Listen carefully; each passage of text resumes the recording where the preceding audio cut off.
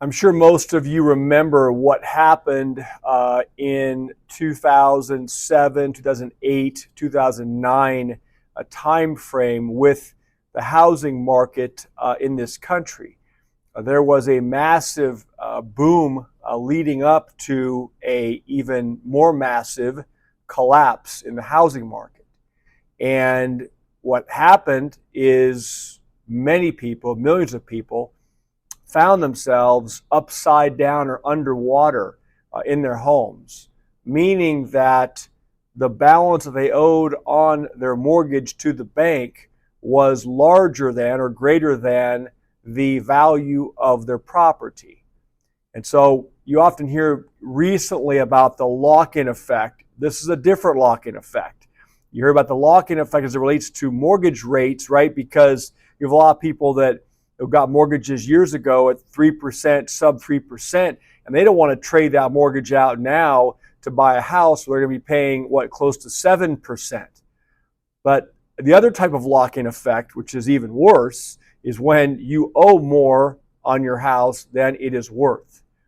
And we're seeing this cycle rear its ugly head again. I'll share a story with you in just a moment. But what does this mean for these people? And I think you're seeing it more concentrated now in certain areas in the country. But I think it's going to spread again because we've had this extended period of time where we have prices continuing to go parabolic. And nothing can continue to go up in a straight line forever without a major correction. So what would someone who is underwater on their house be confronted with? Well, they have three basic options. The first option is they can continue with the status quo. They can continue to make their mortgage payments, and over time, depending on how long their mortgage contract is, over time they will presumably or hopefully pay down that mortgage to a point where the value of the house exceeds the mortgage, not the other way around. But if values continue to drop in certain areas, the values will drop faster than these folks can pay down their mortgage. And look, that assumes that they haven't suffered a job loss or haven't suffered the job loss of someone in the immediate family that they rely on to provide support, or some other financial calamity which has prevented them or will prevent them from making their mortgage payments, right? So that's the first option, is basically just continue making your mortgage payment and cross your fingers that the housing market doesn't weaken too badly and that they can get that ratio back in check. The second option is they can list and sell their home, but with the understanding that they are not going to get for their house what they owe on the mortgage, so they need to be prepared in order to complete that sale transaction, be prepared to write a check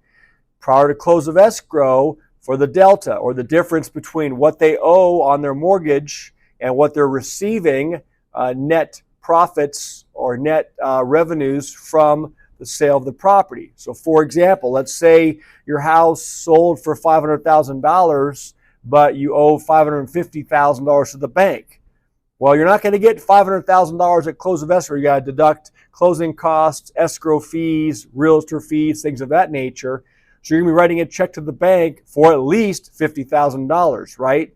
What you owe the bank plus the difference, all right? So that's your second option if you are in this situation, is somehow cough up the money necessary to bridge the gap. And the third option, and you saw a lot of this happening in 2008 and thereafter, the third option is these people simply walk away from their home because they believe, for whatever reason, maybe they're forced to, maybe again they cannot keep making the mortgage payment, even though many of these mortgages are 3%, sub 3%. If they lose a job or something else happens financially and they can't keep making the payment, they have to walk away. Number two, the other, let's say thought process that people have is look at, we're so far underwater, it wouldn't make sense to keep paying on this debt. We have no equity, and they simply turn the keys back to the bank and walk away. So those are the three. None of the three options are great. It's obviously, it's not a happy position to be in, right, when you're writing a check to the mortgage company and you owe more on the loan than the property's worth. So I was somewhat, I guess, not surprised, but disturbing article I saw that was posted on the Independent, but it was based upon a story that came out in the Wall Street Journal. And it says a growing number of homeowners who bought in pandemic boom towns owe more than their homes are worth, according to a new report. During the pandemic, people with substantial savings, it says, who wanted a larger living space were driven to buy homes while mortgage rates were low, according to the Wall Street Journal, explaining in a recent article. They moved to towns such as Austin, Texas, and Cape Coral, Florida, but are now underwater. The Journal reported an underwater mortgage occurs when a home loan has a higher principal than the market value of the property.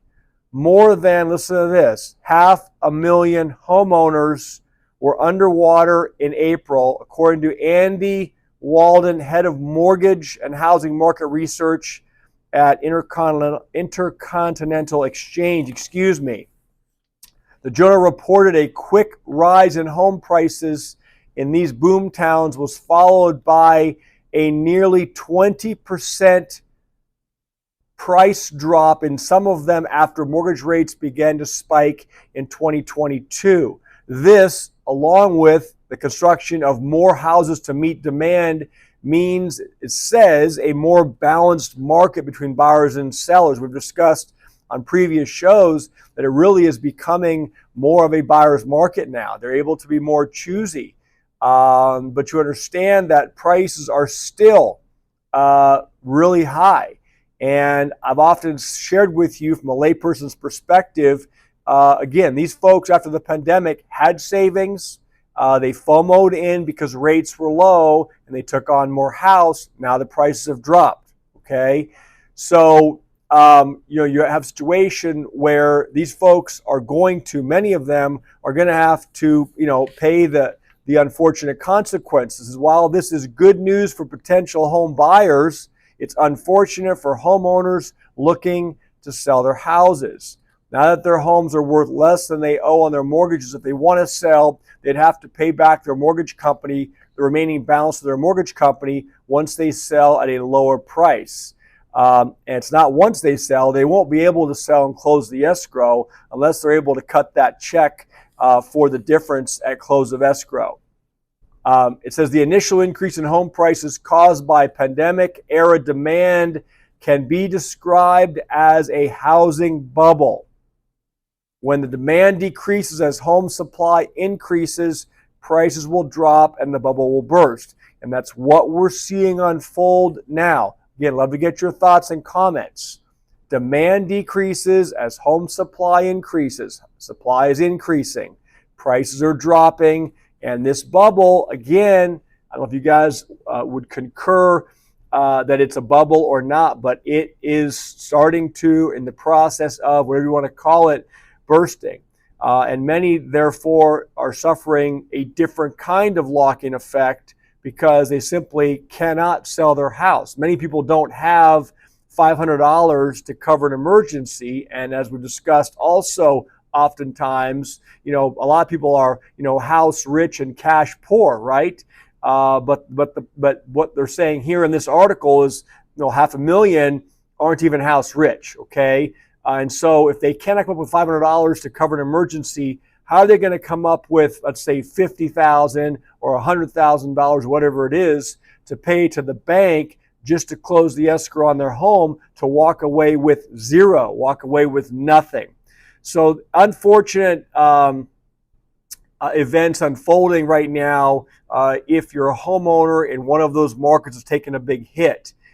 If you are a homeowner in one of those markets that yet hasn't seen a precipitous decline, it may be time to consider, cutting losses. Again, not financial advice, just not economic advice, just pointing out the reality that if this starts to sweep the country again, is it going to be as bad as 08, 09? My take is no way. But, once you find yourself underwater, it's very, very difficult to bridge that gap again, okay, as the value keeps dropping. You're never going to pay off that mortgage at that same rate, okay? Unless you're, again, able to plop down substantial chunks of money, meaning pay more every month than you would pay as part of your minimum payment. And many, many people, most people in this country simply cannot afford to do that while they're paying more for everything else. I saw something a little while ago that the odds of a rate cut for July are basically, nothing. And they're looking at now September at the earliest for the Fed to move on a rate cut. And my take is I'm not even so sure if that's going to happen. But you're not going to see any relief on mortgage rates, substantial relief, until at least September. So I don't want to go too long today. Thank you guys for watching the show. If you like the content, please hit the like button for me. If you're not subscribed, please hit the subscribe button. It's a free and easy way for you to support the channel. As always, I've got some links below relative to Corporate Direct. If you guys are starting a business, I recommend that you think about doing that right now in this economy. And obviously, if you guys are needing to top up your food preps, which is always a smart idea as things keep going up in price, check out my links below. I appreciate all of you guys. Once again, thanks for your comments, and I'll talk to you soon. Bye.